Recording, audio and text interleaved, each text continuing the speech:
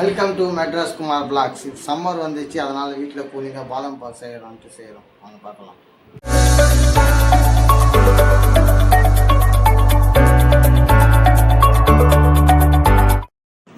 பாதாம் பால் செய்கிறதுக்கு பால் packet, custard powder, அப்புறம் பாதாம் நல்லா மிக்சியில் தண்ணி ஊற்றி அரைச்சிக்கணும், கொஞ்சம் திக்காக இருக்கிற மாதிரி. அப்புறம் பாதாம் நல்லா தூள் பண்ணிக்கணும், ஏலக்காவும் அதே மாதிரி பவுடர் மாதிரி பண்ணிக்கணும். பாதாம் பால் செய்யறதுக்கு இன்க்ரீடியன்ஸ் இது ஸ்டார்ட் பண்ண போகிறோம்.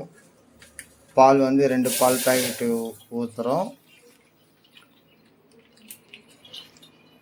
2வது பால் பேக்கெட்டு ஊற்றுறோம். பாருங்கள்,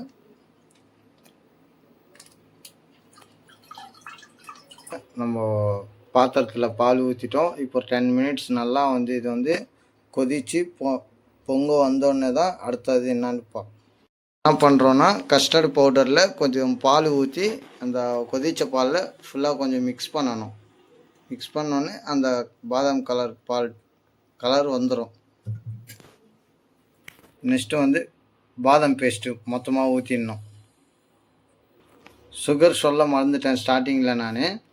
இப்போ எவ்வளோ தேவையோ அதுக்கேற்ற மாதிரி சுகர் போட்டுக்கோங்க கைஸ். இப்போ பாதாம் பவுட்ரு ஆட் பண்ணிக்க போகிறோம். நம்ம பவுட்ரு பண்ணது. இப்போ ஏலக்காய் பவுட்ரு போட்டுக்க போகிறோம். எல்லாம் போட்டு இதே மாதிரி நல்லா மிக்ஸ் பண்ணிக்கணும். மிக்ஸ் பண்ணோன்னா அந்த எல்லா ஃப்ளேவரும் ஆட் ஆகும்.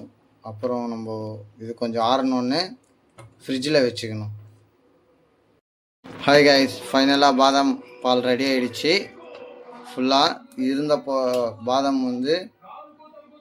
அப்படியே மேலே போட்டுக்கிட்டா இன்னும் கொஞ்சம் நல்லா டேஸ்ட் வரும். அப்புறம் ஆறுனதுக்கப்புறம் நல்லா கொதிச்சுது. நல்லா ஆறுனதுக்கப்புறம் ஃப்ரிட்ஜில் வச்சு ஒரு 2 ஹவர்ஸ்க்கு அப்புறம் எடுத்து குடித்தா சூப்பராக இருக்கும்.